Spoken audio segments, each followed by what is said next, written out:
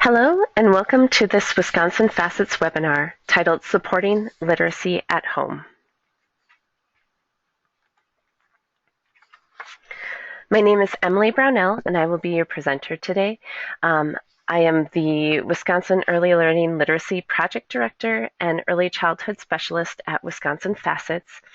I've been with Wisconsin Facets for the past 5 years and I'm all about family engagement and helping our little ones in early intervention and learning literacy. And I'd like to share my two darlings who are my inspiration. I have a 6-year-old boy who's just finishing up kindergarten, Benjamin, and he was part of Birth to Three and also had an IEP until the beginning of this year. And then Adeline is my 2-year-old daughter. And she actually is in Birth to Three also for speech concerns. But so they're both kind of a product of early intervention, and they are my life and my joy.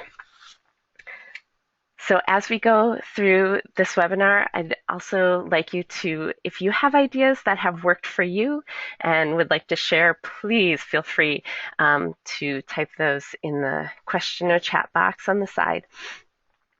This webinar will be recorded, so you can share, you'll have access to the recording with the follow-up email.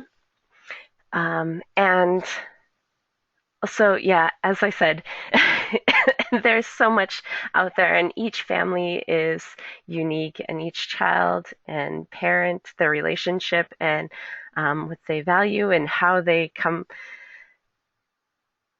towards literacy varies so much that what works for you may not work for someone else, or it may work for someone else, and just gathering of ideas. So what I have shared in this webinar is not all-encompassing, but there are places to start and hope get your brain going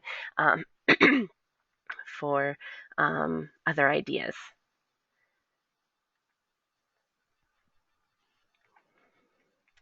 So just wanted to inform you guys on the Wisconsin Early Learning Literacy Initiative, which I'm the project director of. It is through the Wisconsin Department of Public Instruction. And the purpose of the project is to help families with young children with disabilities and then those who support them. That includes educators, providers, other family support professionals, be more knowledgeable about results-driven accountability, RDA, early learning, literacy, and family engagement. And activities that are part of the project are developing resources, providing trainings, technical assistance, and then collaborating with statewide and regional groups around these topics. Because we want to break down those silos and we want to help each other and collaborate and provide the best possible information and most up-to-date information for our families and our children. So today's objectives will work on defining the term literacy. Seems like such an easy thing, but it also becomes quite a topic of discussion. To understand the 5 components of reading, I'm not a reading teacher. I was a teacher in my previous life, but it was with visual arts and special education and teaching English as a foreign language. So it wasn't a classroom teacher teaching reading, but reading was part of a lot of what I did. And I also have a lot of background in classes with school library media. So I'm not going through the formal reading instruction. That's not my job. It's more of the family engagement. How do we get families supporting that literacy at home and helping and supporting that learning? Also gather ideas of how to support literacy at home and in the community, and then some places to go for more information ideas. And if you have other places that you like to go to for ideas and information, please share. So here's the plan, the agenda, and we'll actually, when we talk about literacy ideas, we'll go through each section of house and see how you can insert literacy into every place in the home in all activities that you do. So before we move on, I would just like to read the statement that all parents have the capacity to support their children's learning regardless of how little formal education they may have or what language they may speak. We have to believe this. We have to say yes to this before we can move on. If you're an educator or as a parent, to truly believe this is crucial to the rest of the webinar. So, why is this important? And this graph shows that it's a matter of time in a child's calendar year of where they spend their time. So this is, as it says, based on 6 hours of classroom instruction, 180 days per year, and then 8 hours of sleep time. So look at how much time is spent away from school. 55% is just away from school and awake, and not the sleep part. In total, it's 88%. So based on this information, it's critical to make sure families are engaged as partners in the learning process, and that the time spent away from school can provide many opportunities for learning, and we need to take advantage of those opportunities. You know, we as parents matter. So, and why is this important to families of students with disabilities? Shown that if students with disabilities are proficient in reading, they will more likely graduate from high school, be college and career ready, and have improved post-high school outcomes. So it matters in the long run. So, what do we know about family engagement and literacy? First, a majority of studies demonstrate that family involvement is positively linked to children's literacy and math skills in preschool, kindergarten, and the early elementary grades. Second, studies show that parents from diverse backgrounds, when given direction, can become more engaged with their children on literacy and math activities, and that their children can increase their reading and math skills, on average, more so than children whose parents are operating without support or direction. The study indicates that with guidance, many parents across all socioeconomic, educational, and racial or ethnic backgrounds are interested in and able to conduct learning activities at home with their young children. Overall, the studies summarized suggests that children at the preschool level and early elementary grades show increased achievement and specific literacy skills if their parents conduct interactive reading strategies, do other shared reading activities at home, and help students practice emergent literacy skills.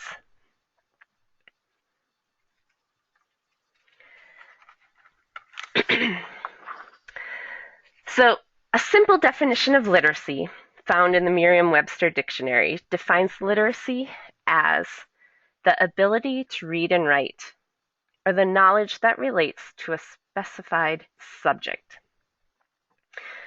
So that's the nice package definition, but really when we think about literacy, it has evolved over the years, and it's always been a collection of cultural and communicative practices shared among members of particular groups.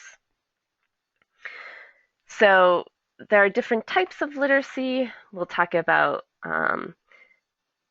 reading literacy, visual literacy, computer literacy, these images show how you could get to literacy. You read signs, you play, learn about the alphabet, you listen, you sign, you share reading together, you look at books.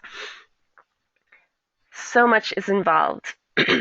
And for some, literacy for some students with disabilities can mean recognizing pictures or common words, choosing books to read and to be read to, showing awareness of being read to. But for most students, literacy is about reading, paying attention to the reader, tracking print, and that's our focus, is kind of the reading literacy. But there is a lot that goes into it.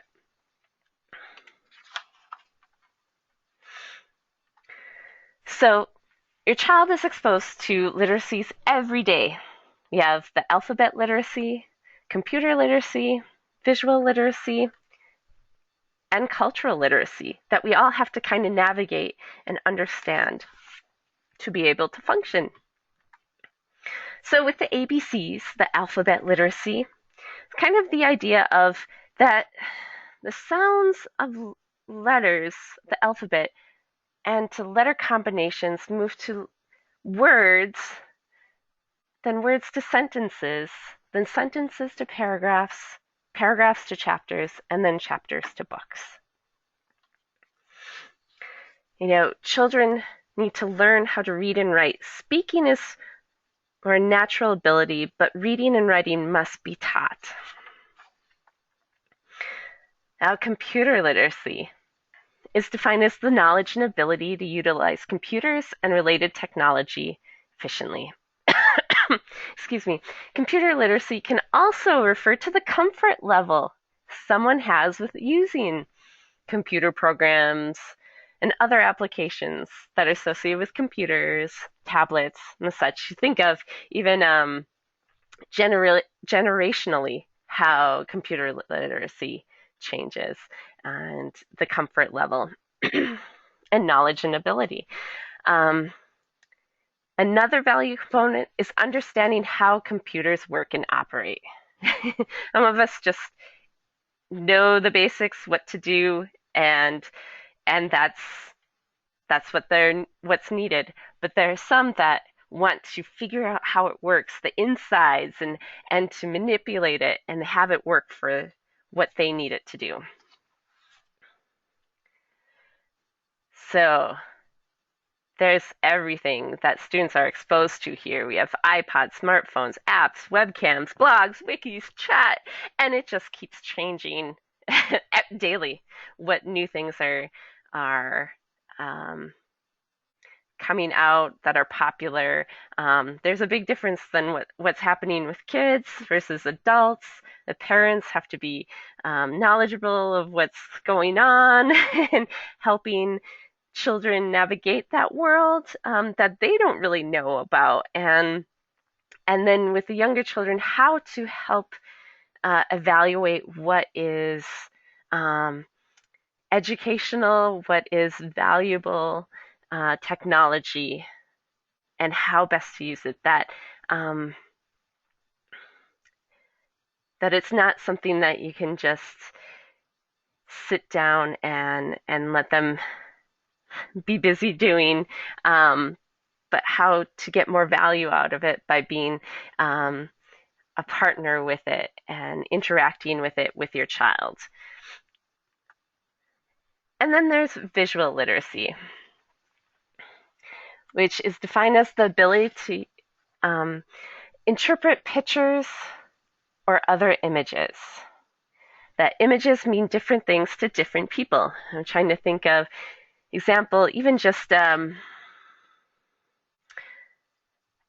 I was an art major, and my senior show was taking a picture of farms around southern Minnesota and taking another picture over that of woods. So it became like a double exposed image of farms and woods, and you could see both, but they were kind of overlapping. And that image, for me, I was explaining about how all the farms um, in my area here in Hurley, Wisconsin, and the Upper Peninsula, all these farms were no longer working. My grandfather was a dairy farmer, and there are no dairy farms in Gogebic County in the Upper Peninsula, and how all of these fields were slowly being filled up with brush and trees and going back to their um, natural state, not being altered by humans anymore. Whereas, so that's what I was kind of trying to convey, where my brother looked at it and he saw it as the potential for what land can do. That what it was like for homesteaders years ago to come to an area and what they envision could happen and create on this land. So just even our interpretations of the same picture, different views. Um, and so it's good to have those discussions and figure out where we're coming from with the images.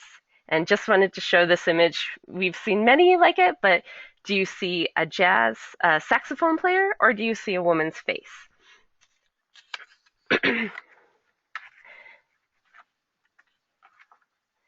And then there's cultural literacy, which is defined as a knowledge of history, contributions, and perspectives of different cultural groups, including one's own cultural group, necessary for understanding, reading, writing, and other media. So this is another type of literacy which students are exposed to daily. And so important to be to understand and to explore and to have humility about to for future interactions with the world and future careers. And think of technology and how some friends of mine who have children in high school and play video games and computer games, and they are playing with people, in Eastern Europe and in Japan and all over the world, and they're able to come together and figure out a way of communicating. So, on to reading components. It's important to have a basic understanding of the language of reading. Teachers are trained to help students learn to read. We as parents want to support that learning, and knowing some basic concepts really helps. So, 5 components of reading. And that's phonemic awareness, phonics fluency, vocabulary, and text comprehension. So what do these terms mean? And what do these skills have to do with a child becoming a good reader?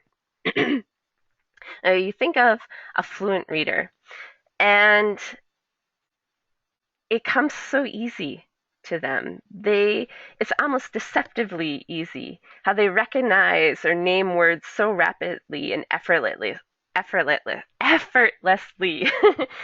that he or she is not aware of those mental processes of recognizing and attaching meanings to individual words,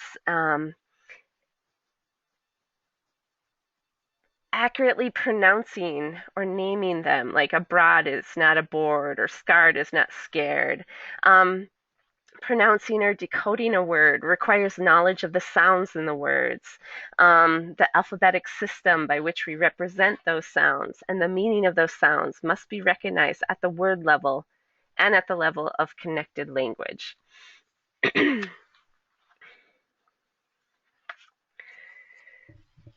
So automatic word recognition. So having these things all together and being able to do it frees up those cognitive resources like attention, self-monitoring, working memory that can then be applied to comprehension. So knowledge of what most words mean, understanding sentences and language of books, constructing meaning, monitoring comprehension, and rereading or rethinking if miscomprehension occurs are important skills to be done. And I see that with my son when he's starting to read now. He what he understands, what comes easily, and then where he kind of gets stuck on a word, and then he just loses where he's at, and just he the comprehension is gone. And so it's like, okay, to be aware that, whoa, I'm not understanding what I'm reading, and go back and read it again. So we'll just kind of touch on these things. Phonemic awareness is knowing the sounds of language. So understanding that words are made up of sounds or phonemes, and before a child learns to read print, they need to become aware of how the sounds and words work. So hearing and being able to manipulate the sounds we hear, like k, at, k, ache for cake, and clapping the syllables out helps, and manipulating the sounds. So like beginning sounds of bat is b, ending sound of bat is t, rhyming b, at, cat, at, hearing the syllables. So children need to be taught to hear the sounds in words, and that words are made up of the smallest parts of sounds, or phonemes, and they need to recognize and use individual sounds to create words. Here we have where hat, at, with the phonemes. And we talk about rhyming. So think of how you kind of talk about syllables and rhyming and beginning of words and ending of words and word families together. Then phonics is the knowledge of how letters represent sounds, the phonemes and the graphemes. So the sounds, and then the letters and spellings that represent those sounds.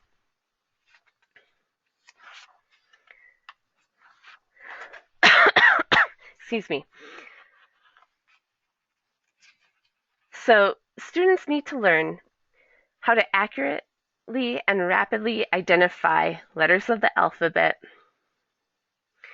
the elements and how to apply them to reading and writing,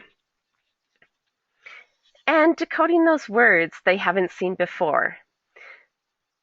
So if the word is short and begins and ends with a consonant, it can be sounded out. If a word is irregular, then the child may need some help. We think of words like laugh or though. Fluency is the ability to read a text accurately and quickly. So as we talked about, fluency provides that bridge between word recognition and comprehension. They can focus on the meaning of what they are reading rather than trying to decode word by word. And fluent readers recognize words and comprehend at the same time. So less fluent readers must focus their attention on figuring out the words, leaving them little attention for understanding the text. So you think about how rereading helps with that fluency, that practice. How to decode those isolated words that they don't know accurately, how to go back. And, as a parent, I come across some words that often, like dinosaur names, oh my goodness, that showing how to read those words and build that fluency and read that sentence again because I got stuck on that word. It's like that. But it really helps with then reading with expression and having that fun with reading and becoming part of what is read. But it all takes practice. And then vocabulary development. So vocabulary refers to words we must know to communicate effectively and can be described as oral vocabulary or reading vocabulary. So oral vocabulary refers to words that we use in speaking or recognize in listening. Reading vocabulary refers to words we recognize or use in print. I often think of when someone is learning a new language, if they are, it tends to be where when someone is immersed in a new language, their oral vocabulary is strong. but their reading vocabulary may not be quite so much because they're having to use the new language to communicate orally. So they understand, they learn those phrases and they hear it and part of it. Whereas I think of learning a language in a class, oftentimes the reading vocabulary is stronger versus the oral vocabulary, um, where you're learning how to read and write a language. So you have an idea of the different forms of verbs and endings of words and things like that that you kind of understand because you're visualizing it to read it or write it, but then it's not smooth orally. So how can parents help with this? Um, Lots of conversation, lots of shared reading, conversation about specific words and kind of playing with words. Um, study word parts that if child knows the meaning of the root word kind, then he'll have better understanding of the new word with the prefix un to make unkind or the suffix ness to make the word kindness. So, and also talking about the relationships between words, with the same or similar meanings like bucket or pail, and opposites like good and bad. And then there's text comprehension. It's the understanding of what is read. So we kind of talked about, the fluent readers have a better comprehension quickly of what's going on because they're not having their attention on decoding, but they're focused on um, what's what they're reading. So students need to learn how to read both narrative stories and then also factual text. Um, understand and remember what they've read, relate their own knowledge or experiences to text. Use comprehension strategies and communicate with others about what they've read. And what we can do as parents, have children use words and sentences to tell you about something that happened or describe an object. You know, ha- have them retell about a page or a story that they've read. Discuss what has been read. Giving your children a lot of background experiences. And if not able to give those background experiences, to help find out more about um, the world around them and world and experiences in different parts of the world. um, and then also show your child how to be an active reader. Find out, share about the own stories that you're reading and what you're learning. And also, as a parent, want to challenge yourself to reading something that is not in your comfort zone. Um, it might be, science fiction, or it might be um, history, or it might be directions to create something or a plan, reading a plan and following along. So it's try to get out of your comfort zone and see how that, and then you kind of get a sense of how they feel when they're having to read something and they don't have that background experience or knowledge, and how to kind of help yourself. How do you find out more information and then help them find more information and understand?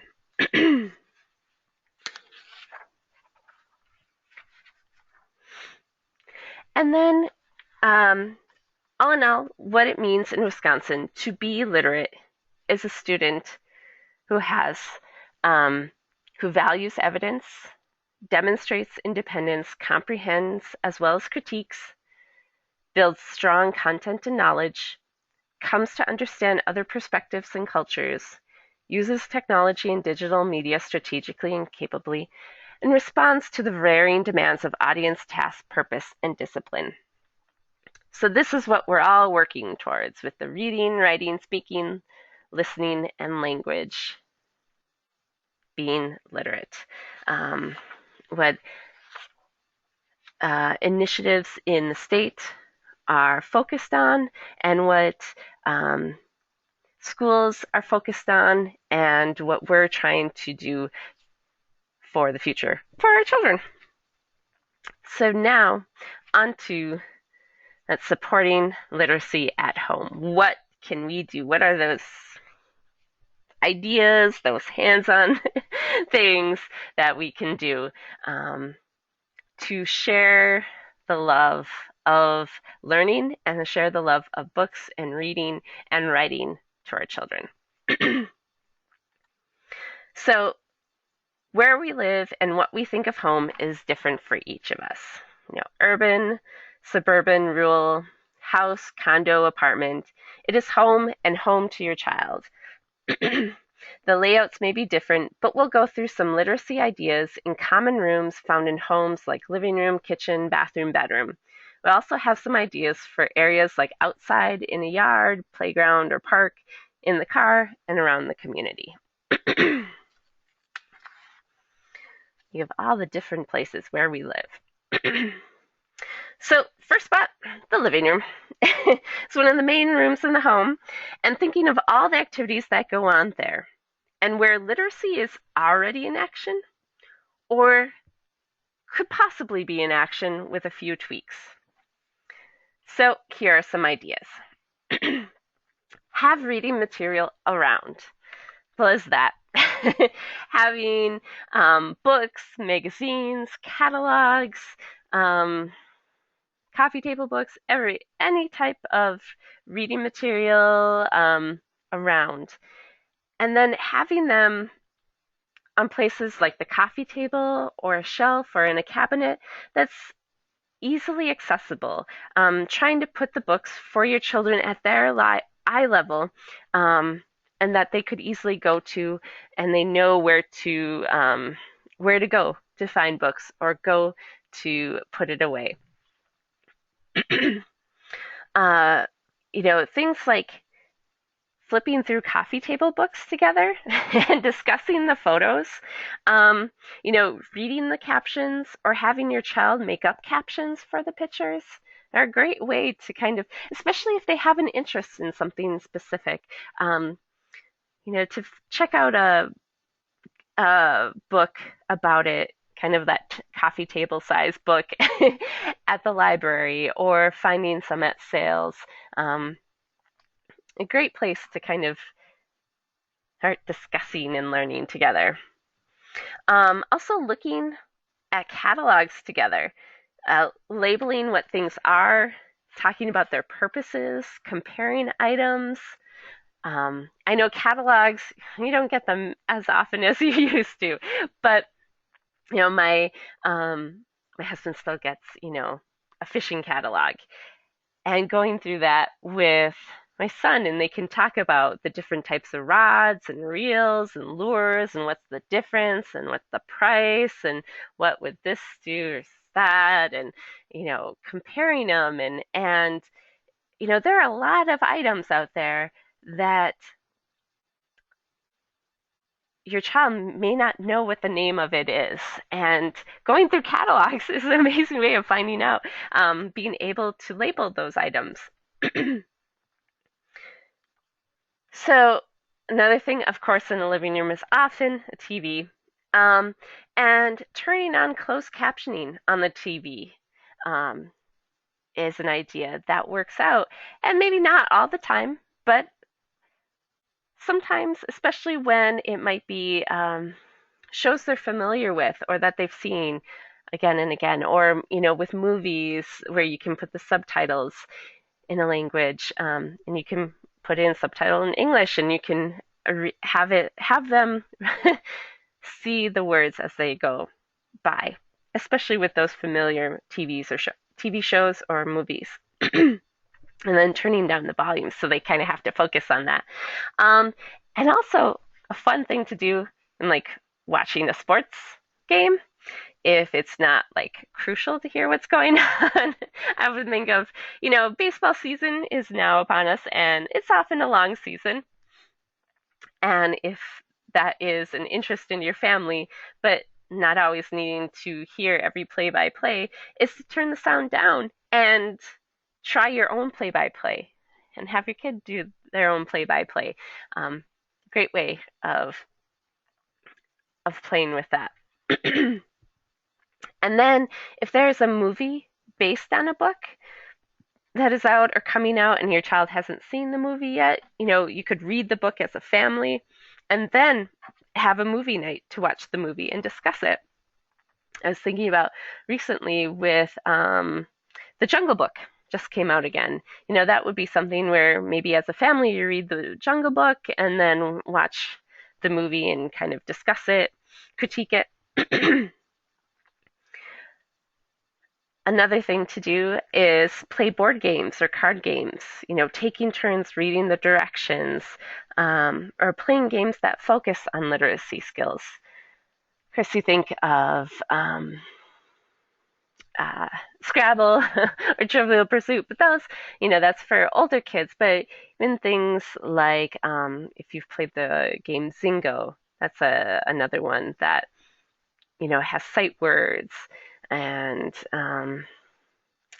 uh, and sounds, and also tells you can get ones with time and math and things like that.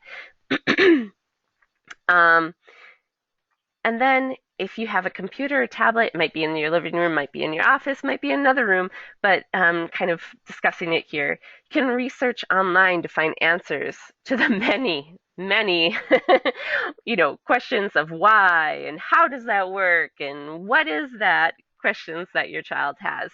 Um, One time, my son really wanted to know where milk came from. Like, how does milk get from a cow to, our table? And so, went online, did a Google search, and tried to, we found a video from, maybe the Wisconsin Dairy Board or one of the other um, dairy boards or farming sites that showed um, how milk gets from the cow to our table. And that happened probably 2 years ago. It was funny, just last month with his school, he took a class field trip to a dairy farm.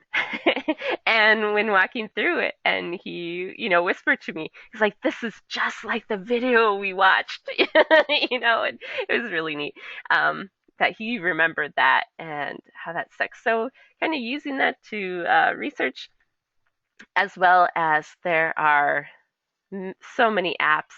And I would suggest, kind of doing some research on what apps are have educational benefit, or maybe you trying them out first to see how it works. I know there are some that I have downloaded that help with writing, or sounds of letters, or creating words, things, missing letters, telling time, money.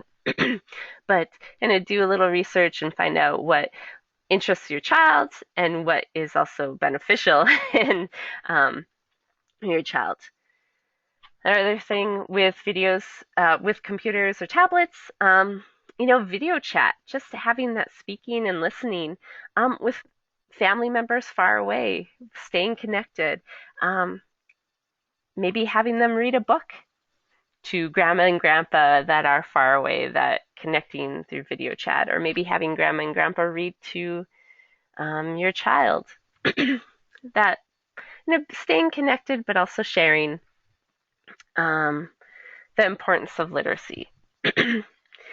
And then also, move the furniture or couch cushions around, add a sheet or a blanket, and, make a perfect little private fort or place for, a little snack, an adventure book read, little place where a little reading corner that they can create that's, temporary,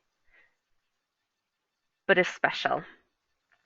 And then, having that comfy chair, model reading to your child, you know, um, sometimes children are busy playing and content, and I have a moment and I'll pick up something to read, and modeling that, that's something that I want to do. And I want to get information, or, oh, yeah, gardening is coming up and I need to plan that out, or what am I going to make for supper, or I just got a magazine in the mail. What's this article? That sounds interesting.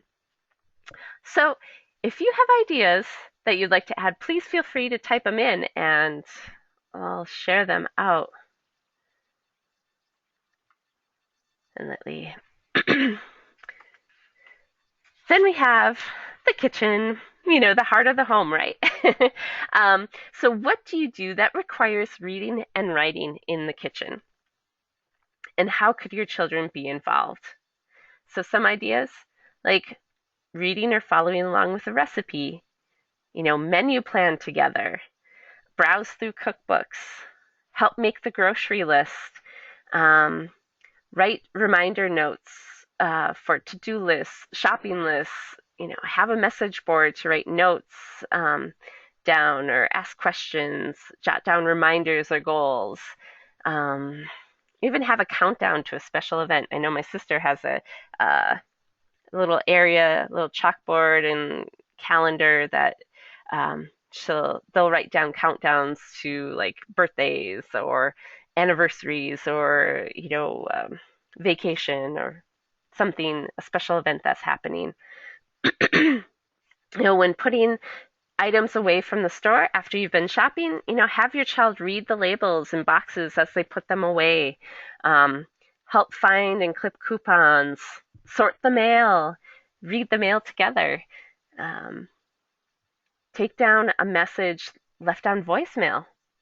Yeah, how that works. Read the calendar of the week's activities, lunch menus for school, maybe there. But during the summer, like, what's planning out the week and writing it down and having them, and it might need some visual support with images too. Or maybe they want to draw an image and you write it down, and kind of they make the connection between the two. Have a schedule of a favorite sports team on the fridge, and have your child, find, for me, it's the San Francisco Giants. So who are they going to be playing tonight? At what time? And where they're playing at? And then tracking if they're winning or losing and what the final score is. Things like that. um, Display notes, artwork, and photos on the fridge with fun magnets, and have it at their eye level. My 2-year-old is a lot shorter than my 6-year-old. So have some pictures of family members down below, and she'll go up to it and say, mom, dada, um, dog, fish, things like that. um, and we also have, I like this picture of the magnets, but magnets of places we've been that often have the name of what it is on the magnet. And it it's amazing how many times, they just randomly like look at a magnet and kind of read what it says and point and ask about it, or remember when they were there, or if they weren't there, what it was like. And it's just a one of those things that kind of starts a discussion every once in a while. As well as, magnet letters on the fridge, making a new word or sentence, you know, every day or every week, and having your child read it. Also, that's really good for sight word practice. And magnetic poetry is fun too, starting probably with a limited number of words at first, and maybe you're creating the poem, they're reading it, and then they can kind of move those words around to make new poems. And then also listening to music or the radio is cooking and cleaning together. Some fun to do. Have any ideas that have worked for you that you'd like to share? Please feel free to share. So mealtime, looks different for every family. and find out what works best for you. Um, Ideas here are both for mealtime or they might be to do at the table at other times of the day. So, most importantly, I guess, or what I think of first in talking about mealtime is talking about your day. So, either having a set of predictable questions or discussion starters to get the conversation going that they know, they almost come to the table prepared to talk about what's been happening. I know for a friend of mine, they often talk about their highs and lows of the day. So what was something good that happened today, and what was something that not so good that happened today?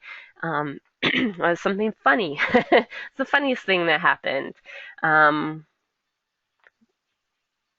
when did you have a problem that you had to solve today?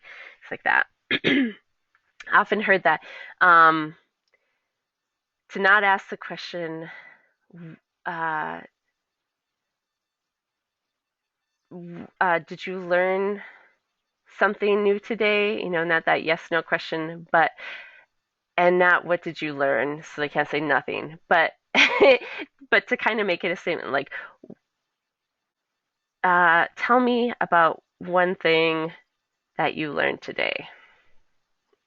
That you found that is new to you today.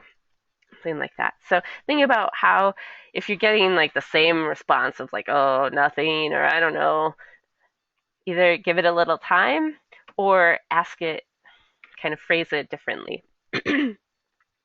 Another thing to do, tell jokes. Maybe have one night a week that is joke night at the table. So everyone comes prepared to share and tell a joke.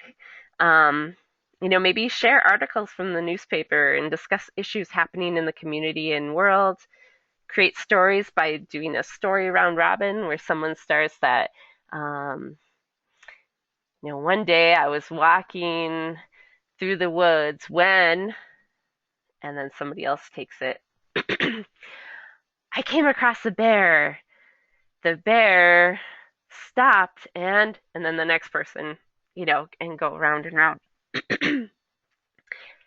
If they have been reading certain books or working on school and books or at night or whatever, that asking those reading comprehension questions.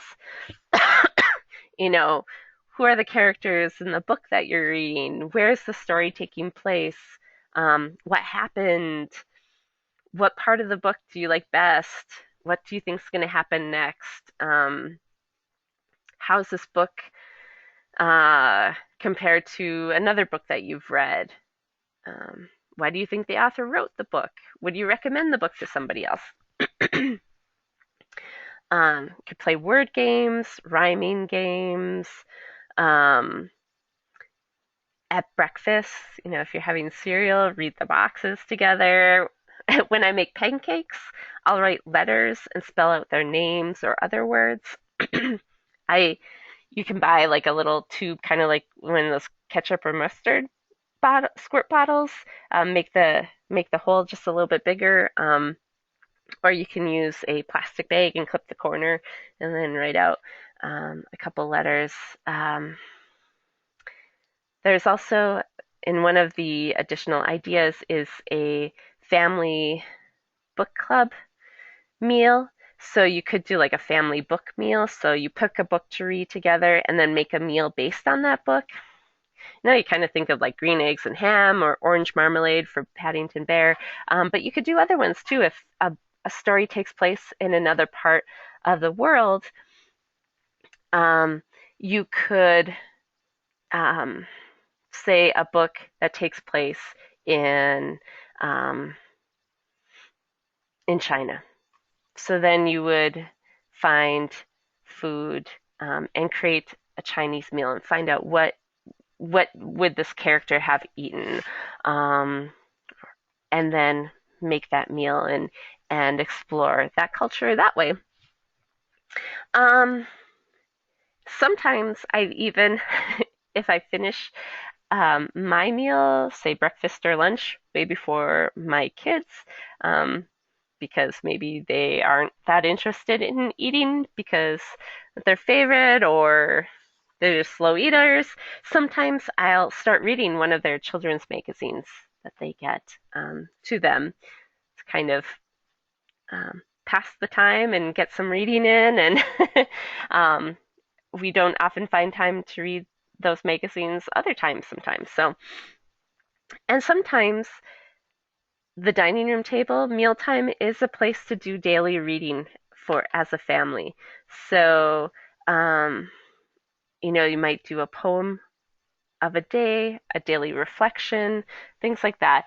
Um, so that might be a time where you can maybe you're learning a word a day and you kind of have a word, pronounce it, define it. Everyone uses it in a sentence, um, and on from there.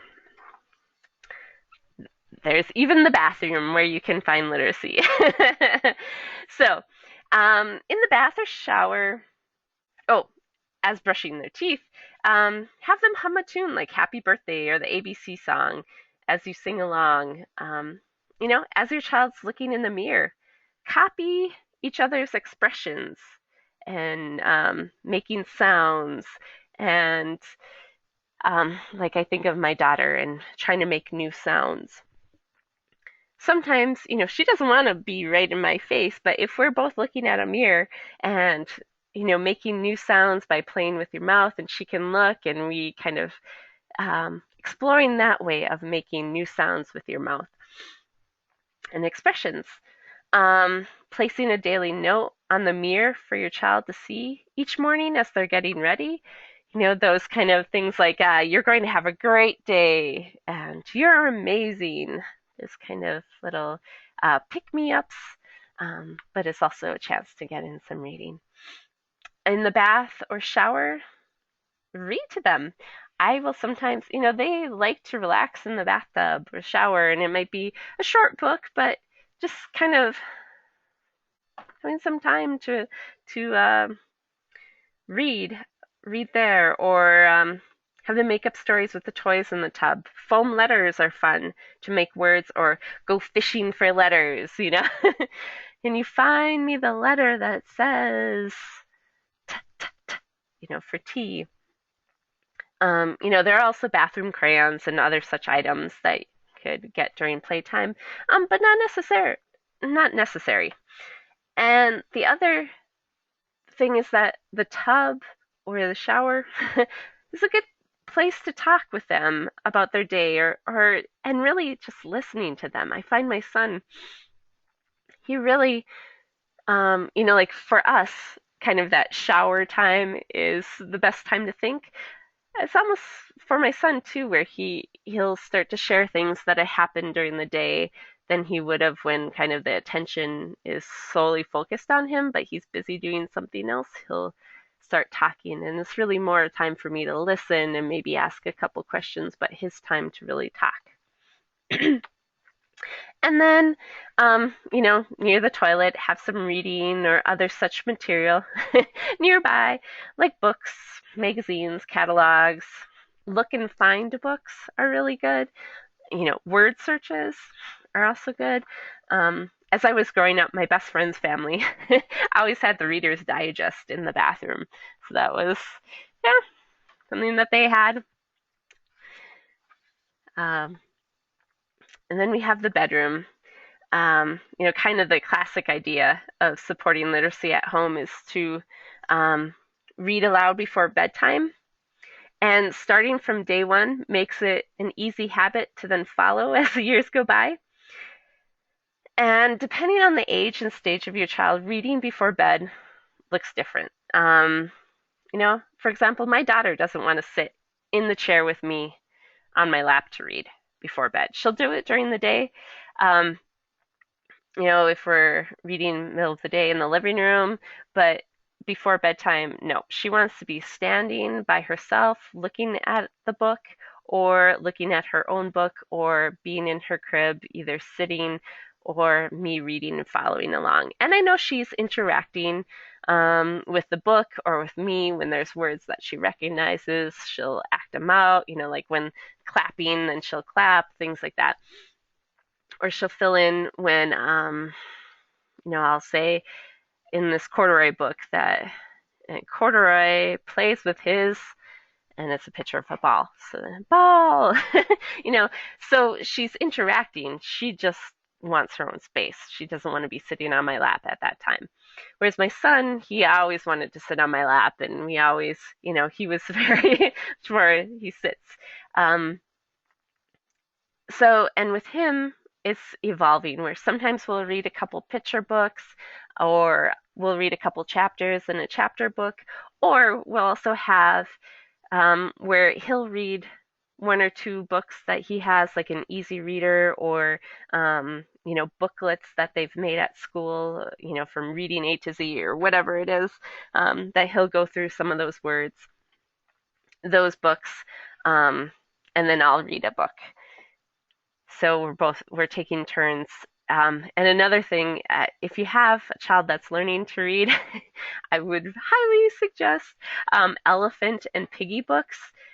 We'll often read those together where we'll take different parts, and he'll be Piggy and I'll be Elephant, Gerald, and we'll read the parts. And it's really good for reading dialogue and reading with expression, and as words are repeated, and ideas are very well explained. So those are by Mo Willems. I would highly recommend those.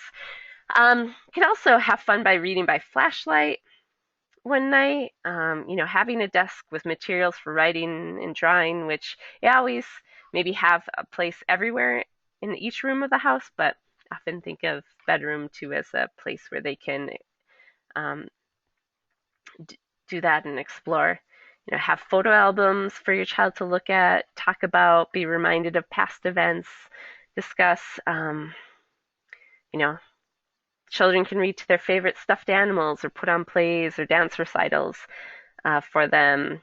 One of my friends would have their children listen to audiobooks as they're going to bed, and another listens to music CDs. So something that worked for them. Putting maps or a globe, and sharing books about stories from different parts of the world, or books about animals from different parts of the world, whatever the interest of the child is, kind of support that, and expand their knowledge about what interests them. Playing bank, store, restaurant, so that children learn that all careers use reading and writing. And then, yeah, are there any ideas that you'd like to share that work for you? And then nature and learning go hand in hand. There's really something so peaceful and energizing to be outside. Of course, until the bugs find you. But there are some fun ideas to bring that literacy into the time spent outside. Creating a place to read for you and your child, like setting up a hammock or a chair or a bench, someplace where it's a good place to read and relax. Using the sidewalk, driveway, or patio as a place to write or play games with chalk, or even just using a water and a paintbrush and writing letters that way. Making space for your child to take part in a garden, either at home or in a school or community garden. Looking through garden catalogs together, letting them pick out a few seeds or plants to start in the vegetable garden from either the catalog or from a greenhouse or store. Let them pick a few flowers for their own container of flowers, letting them make labels for the garden or container, and then talk about the differences in the plants or what they notice. You can find some small toys or items around the house to make their own fairy gardens or miniature worlds. Outside, maybe underneath a tree that they have, or by the edging around your house or your yard. um, I grew up on a strawberry farm, and I was you know, when I was little and out in the field and having to weed, I'd often take breaks and pretend what it would be like if I was a little bug on a strawberry plant, and I'd create paths with my hoe, and I'd make up these imaginary worlds, you know, and allow that opportunity to use imagination. Um, place with play sets, swings, slides, playgrounds, let them create their own imaginary world, pretend to be different animals, maybe play house, travel to faraway lands, sing songs, invent new characters in new voices or speak new languages. If you have access to a sandbox, um, create your own sandbox, go digging for treasure. Hide those magnetic letters or small toys in the sand to have them try to find them. Take a stick and write in the sand. Make trails in the sand for cars and trucks to travel on. And then kids also enjoy reading to pets. Um, they might find it really relaxing to read to their dog or cat, or even if you don't have a pet, to read to the birds or bugs or squirrels around them that are outside. Good time to practice. So, my family, the car has become an extension of my home this year. We spent a lot of time in the car and have really grown to love audiobooks, but it took a while. And it started with finding picture books with the CDs, either at you could check out at the library or through Scholastic. Um, and we would do that, but they were short, only like 7, 10 minutes long. So finally, we started listening to chapter books, and I had to find the right one. And I had tried a couple different ones, and finally went with The Mouse and the Motorcycle by Beverly Cleary, and that has taken us off on this journey. And now it used to be we just listened to books on the way home. Now we're listening to them in the morning and in the afternoon. I noticed he would read the screen. He started to read the screen for my radio. Um, he could see that, and it would display the song title and the artist, and so he would start reading those. Um, Especially with the songs that he was really familiar with, it started to click. It was really neat. Um, you could do a read aloud where you read a book out loud. If you can read in the car, if it doesn't make you sick. Of course, listening to music and singing along. Creating your own stories, playing games like billboard and road sign ABCs, or license plates, especially with older kids. Then you start reading the vanity license plates, um, to try to figure out what it says. um, Play games about asking questions like, "What if this happened?" or "If you were somebody else or something else?" or "Would you rather?" Um, Maybe also involve your kids in preparing for sites to see that you're on a vacation by, looking at maps, reading about the history of where you're going, what you plan to do there, and then always have the bag of books for them to look at. Those look and find books, hidden pictures, visual dictionaries, even. If they can't read the words, that's fine. Um, but it's what they're interested in, and they want to, visually explore and learn, and eventually it'll click. And time. Oh my goodness, I apologize. I'm almost done here. Um, in the community, of course, number one, library. Make sure to visit the library, shopping, grocery store, bookstores, go walking on trails, playing I Spy, visit museums, going out to eat at restaurants, read the menu, draw, write, color, find out if there are any children's productions, musical performance, or dance recitals at the theater.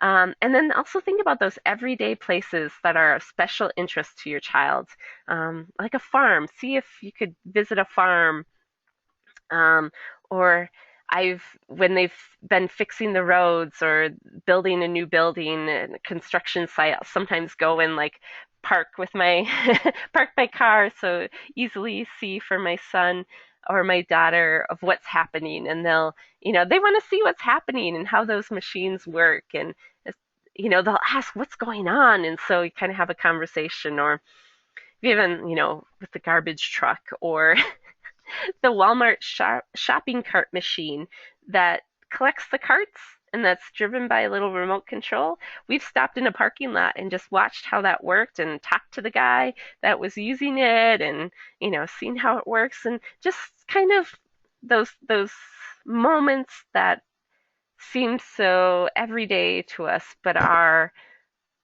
um, so engaging and um, and valuable to our children.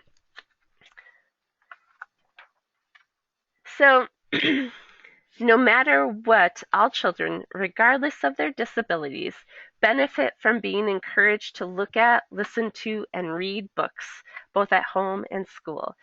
So remember, we experience text every day, and children learn best by observation. So they're watching us very closely all the time, and we need to model as parents um, how to do things in life and what's important.